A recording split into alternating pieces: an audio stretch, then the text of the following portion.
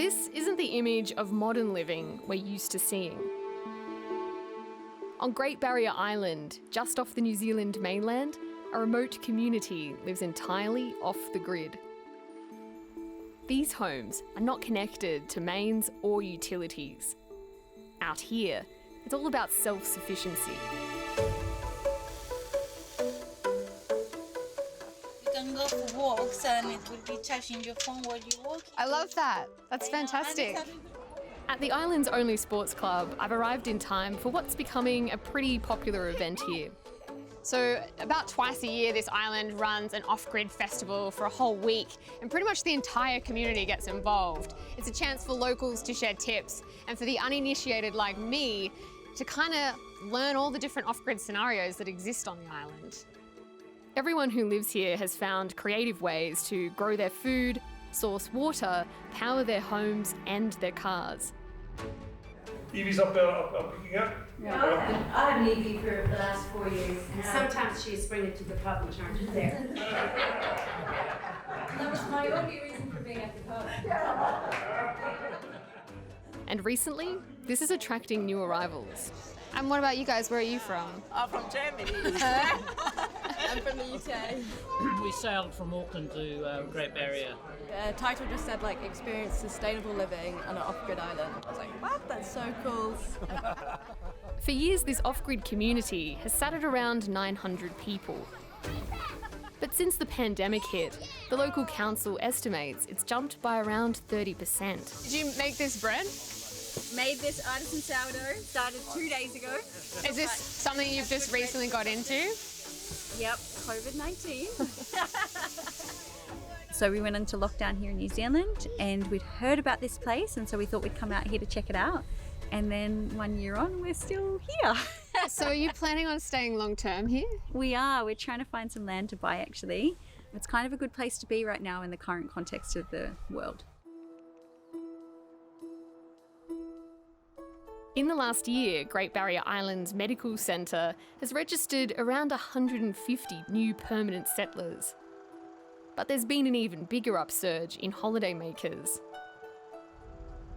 So what happens when an off-grid utopia becomes inundated? I've heard that this clean green getaway is quickly becoming a victim of its own serene popularity, and I'm here to find out why.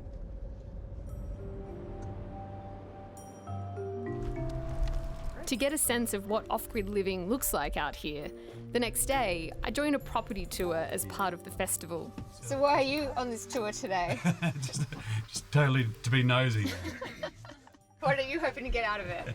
Same thing, nosy, I suppose. A lot of nosy individuals in here today. The best way to learn is to see what people do and particularly sometimes see what problems they've had. With the arrival of new settlers, the island is experiencing a housing and construction boom. And I've heard there've been some big changes when it comes to the nature of off-grid living here. So welcome, this is this area of the barriers called Windy Hill, and I have been a landowner here since I was 19 years old. So I'm just going to quickly run you through the basics of my power, water and septic, the grunty bits. Okay. Excellent. Like most homes here, Judy's place is powered entirely by the sun, with battery storage and a generator for backup. So there's 8 6-volt batteries in there, and I have an 8.6 kVA generator. I've got a solar hot water system, and then I've got 8 panels all together, about 2.7 kilowatts. Now to run a little 3-bedroom home and a sleep out, that's enough. Designed by an architect, every part of this house is extraordinary. So this is the eastern seaboard. You've got Midlands, Kaitoki, Palmers, you've got Hirokamata, which is the highest peak. Water comes from rainwater tanks and a nearby spring. Toilet waste becomes compost, and heat is made the old-fashioned way. So I've got a wood burner in my little lounge area, and I've got a really good grunty wood stove in my kitchen. But Judy is admittedly wealthy. She owns several investment properties and has spared no expense. Because it's got huge big poles, because it's massively high off the ground. From the bottom corner to the top is 14 metres of scaffolding. So actually we chop it in See, you can have really nice off-the-grid places. I think that whole notion that off-the-grid places used to be a bit rumpty is long gone. If you don't mind my asking, how much do you think you've invested in this place to date? Ha! I don't think I should say. You're talking about $1 million. Ballpark figure, really? Yeah. $1 million. Yeah. So, what did everybody think of that place? It was beautiful. Stunningly beautiful. Not the normal barrier house. No, not at all. And what is the standard Great Barrier House? Probably a little bit smaller. Not as much glass. Yeah, it was beautiful, but very expensive. Yeah. You know, when she said, oh, helicopter in when you've still got a driveway. So on to the next one. Got the driver? Yep. 27 years and a lot of money later, Judy's created an off-grid utopia.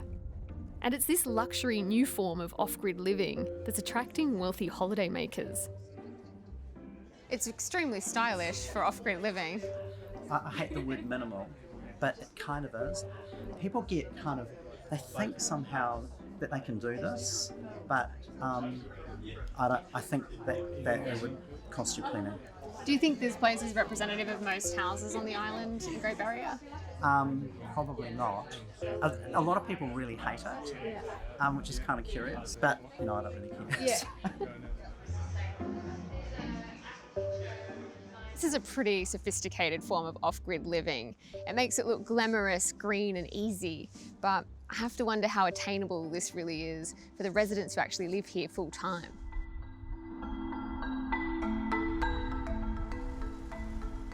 Originally settled by Maori explorers and European farmers, the first arrivals to Great Barrier were far from wealthy.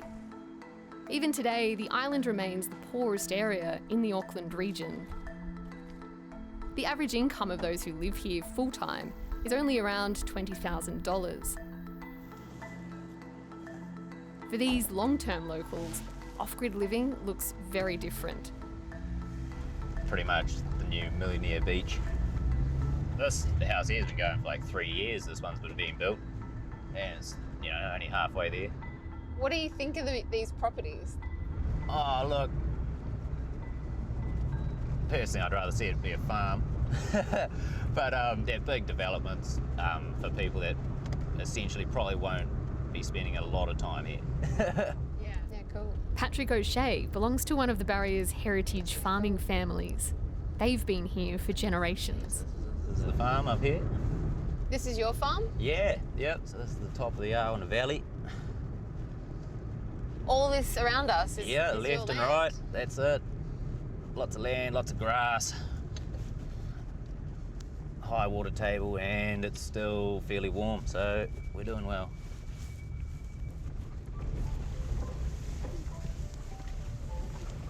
The driveway is getting a little bit wet. Unlike new arrivals, Patrick's rich in land, but poor in income. There she is. So he's found a pretty unique way to build his house.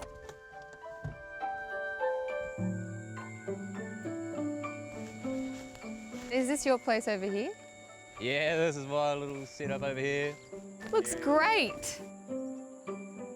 Built entirely from recycled materials, every part of his house he's had to wait for others to discard. Solar panels, freaking satellite internet, and lights, and it's good to go. And you got a garden out back. Yeah, so this is the original attempt at a garden. This went all spring, and then these are Yakon, South American sort of tuber. That's like literally my shower. It's low carbon living and incredibly resourceful. Where does the water come from? Just out that spout up in the tree there. And what's it hooked up to? Gas boil and a small little water pump. Yes. Oh my God. Even his water is sourced by tapping into a nearby creek. Our supply comes from like over the hill, out of a little tributary. It's a good kilometre from here. Just to get enough fall, to get your pressure. So everything's gravity pressure, no electric pumps, which really helps. So out this way we've got the bath, as you can see, some windows behind you, there's a sink over there. And then eventually I'm going to pretty much have enough stuff to initiate it, build the bathroom. For Patrick, living off-grid is anything but convenient. It's half luck and a lot of patience. That used to be the police car, and then he rolled it. But it's also an act of resistance. His dream is to turn this junk into low-cost housing for locals being priced out of the market. So where'd this come from? Yes, someone ended up having to drop this off at the Claris landfill, so it had pretty much reached its end of life. It was about to go in the scrap pile and I had to save it. So it's going to have a whole new lease on life again. Can I go inside? Yeah, take a step in there. Yeah, we'll put a bed in there and just, a little set of drawers and a little desk there, and someone will be happy as with that. This feels like old school Great Barrier living off-grid. Yeah, essentially this is how you did it, because you weren't investing in a home, you'd bought your $20,000 property and you loaded up a bus with everything you thought you needed and started the journey. And yeah, as long as you were dry, that was the start of a house for most people. I can't imagine many of the newcomers to this island doing this.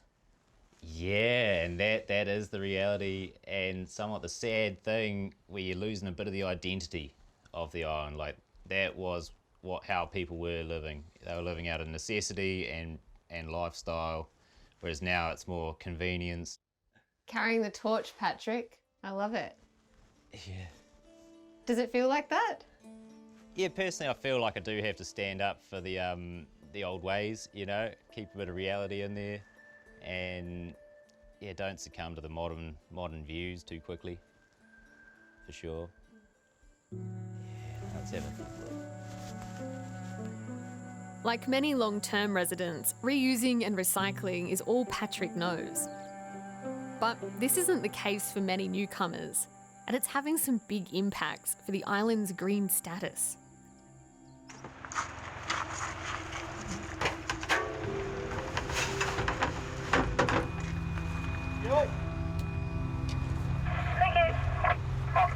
A lot of people aren't just not as good as they should be, really. You know, they throw out stuff that should be recycled and that. But we can't sort it all out. We've just got to do our job.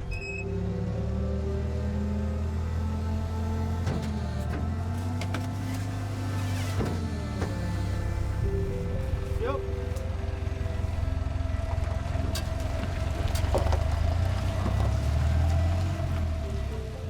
Across the island, waste is piling up. And it's having enormous knock-on effects at the community's only landfill. So yeah, this is a horrific side to island waste. Everybody's waste comes here, and this is what we haven't diverted from landfill, and it ends up here in a big pile. Oh my goodness. Exactly, yeah, oh my goodness.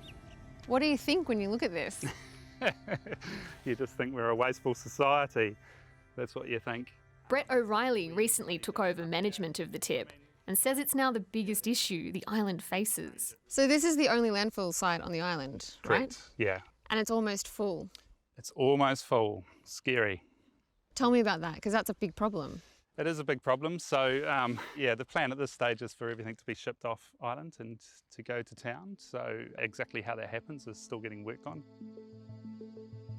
Before the pandemic, the landfill wasn't expected to fill up until 2027. But now, Brett says it's on track to happen much sooner.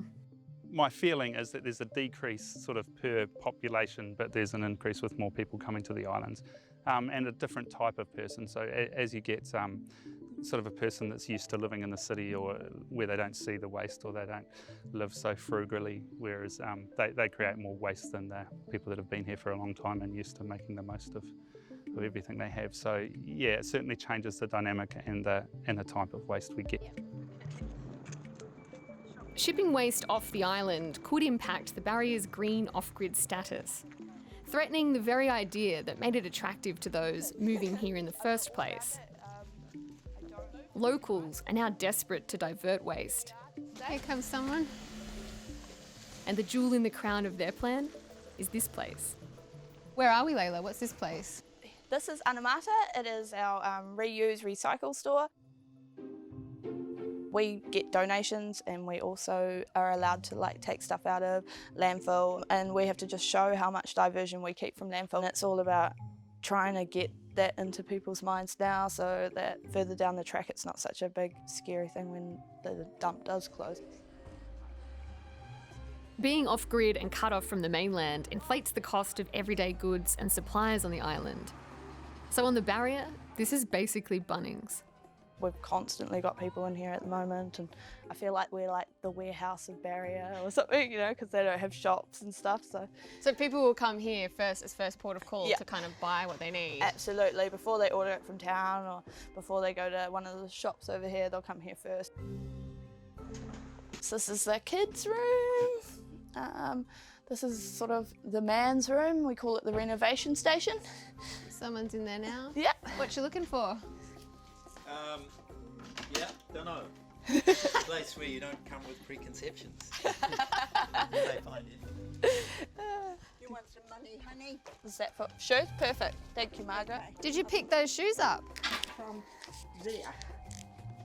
They fit match, perfect. and they match your top, to be fair. But shoes I took off, I bought here too. Oh, did you? And so this is our big shed. The tip shop is in many ways the true off-grid spirit. Ingenious, creative, and a little bit mad. We made the Barrier hairdryer. You put it under your arm like this, hold up here, and this is the Barrier hairdryer. No power required. It's off the grid living.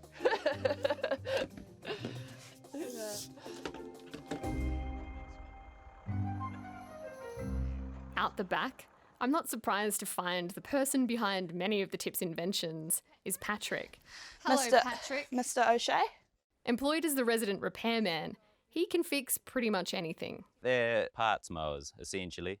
So you get enough and then another one will come in, same model, and generally you can piece them together, get something to go.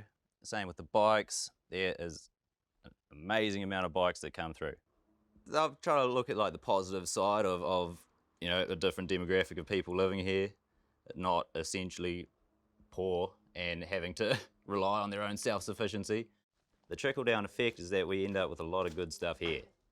Sometimes we're only spending half an hour, you know, a few fuel lines on a lawnmower, accelerator cable, something as simple as that, and then like a local can buy that for like $40, $50 and have a new bit of gear, basically. Patrick's trying to look at the positives, but new arrivals to Great Barrier are an enormous catch-22. More people means more dollars and jobs. But it also means greater numbers, relying on the island's finite natural resources.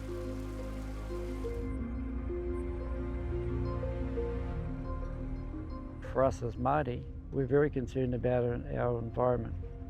There's 5 things that are very important to us. One is our water, one is our airspace, and the other one is our foreshore and our moana, which is the sea. And it's a surviving force just in that, and if we don't look after it, then where are we going to end up? We're very concerned about it. The original off-gridders, Great Barrier's Māori community, dates back over 2,000 years. Hi. Opo. Hi, how's it going? Nice to meet you. And Opo Nawaka is a Māori elder. Hi, Kelly. Lovely to meet you. Kia ora. So where are we? We're in a place called Kawa on Māori reservation land. It's a marae, it's the Kawa marae, and welcome. Deeply connected with the land, Opo says he's witnessing significant changes to the natural environment. The water situation is under pressure, yeah. Our streams are drying up, and the island's getting more populated. Where's the water coming from, you know? I know they're trucking it from some of the main big streams, but they can't keep doing that. Some way or somehow they have to think up of something that's going to help the population that is here and maybe in the future. With no mains on the island, many must source water directly from natural creeks and streams. But Opo says climate change is seeing less rain here. Are the streams drying up? They are, yeah. They're drying up, and there's some streams, they're drying up during the summer and they slowly come back during the winter, but every year it's getting worse. What do you think needs to change right now in order for this island to be sustainable long term? I think in some cases we may need to slow down a little bit, you know, and until certain things are put in place. Yeah, it's funny, eh? This place used to have a lot of shellfish here. If we do a bit of thinking about the future, we should be fine.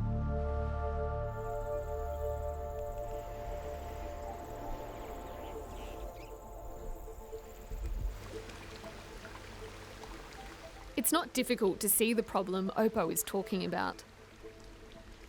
Back in town, I visit a creek in one of the most populated settlements on the island. So we've just ducked off one of the roads here. All around here, the catchment feeds this creek, and all through it are pipes. Every one of these pipes is fueling water to the homes around here, supplying their showers, their bathrooms, their kitchens. And I guess the problem here is twofold. As climate change takes hold, there's less and less water supplying this catchment area, but more and more people are moving here. You just got to imagine how long it can last.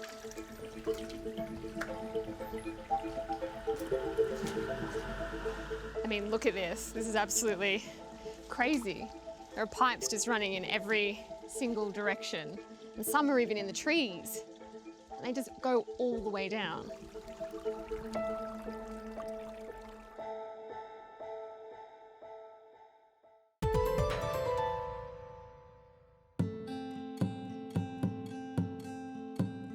With cracks appearing in the eco-friendly image of off-grid living, I'm left wondering whether it's all truly viable.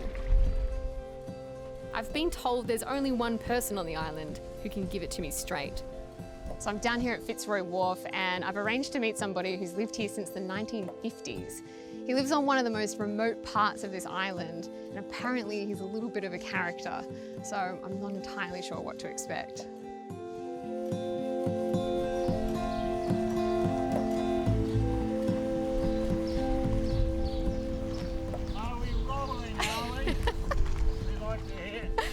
How are you doing?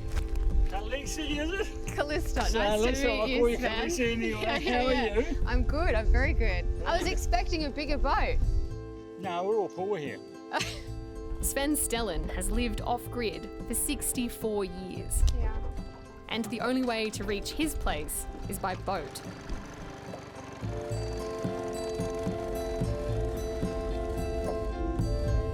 I don't live here because of the so-called environmental eco-friendly. I live here because it's my home. Is it eco-friendly? Probably yes and probably no. The mere fact of living out here as a human being, I still disturb the environment one way or the other. Out here, Sven's been forced to make a living however he can. It's hardly glamorous and kinda bizarre. Now, what we're pouring in here today is waste oil. This is the fuel that we use to actually heat the water to actually extract the money from the chemical oil. He makes money extracting therapeutic oils from the island's native manuka trees. It feels like Willy Wonka's chocolate factory. Yeah, well, that's right, exactly. But it's the size of Sven's property that's truly staggering. I'm going to give you guys some incredible views that you'll be going, fuck. Yeah, right, let's do it then. Let's get our asses into gear.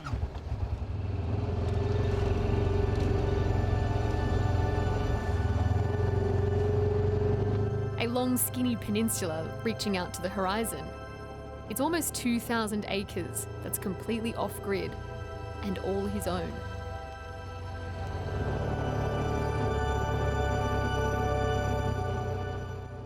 What do you think of the view up here? The view? This isn't Yeah, it's not a bad view. That's all right. Yeah, we've got better views than this. Is that your land too? Yeah. That's unbelievable. Out here, Sven is cut off from society, and that's how he likes it. There are very few places like this in New Zealand left now that are unspoilt and undeveloped. That's how screwed we are as a society. It's a shame. It's an indictment upon who we are as a species, really, unfortunately. As soon as you put human beings somewhere in considerable numbers, it changes the whole dimension of everything. Even though we're natural, we're just too many of us. Just a plague in many ways.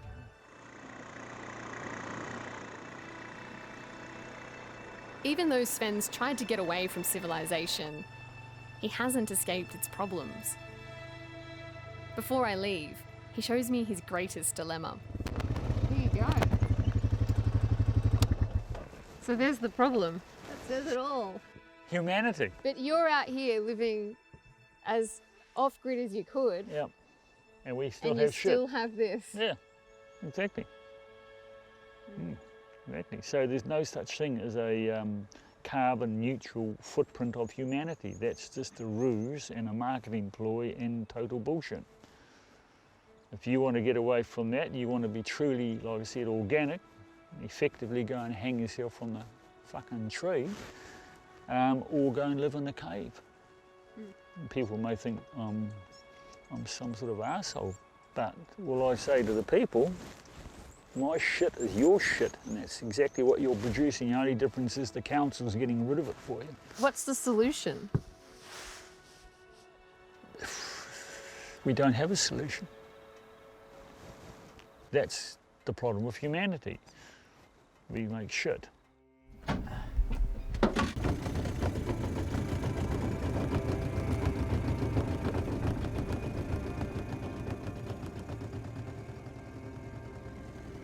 Do you think off-grid living is the solution to all of our problems?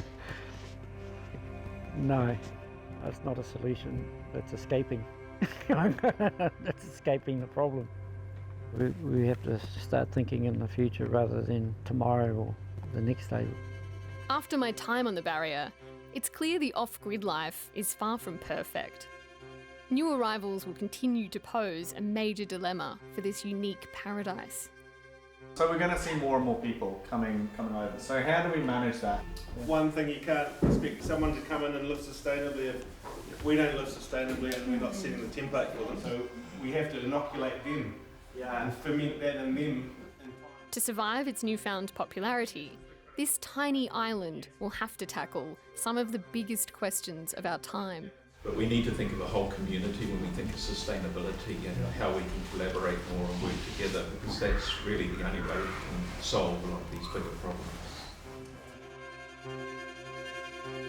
But catching up with Patrick, there's still a chance for locals to shape its future.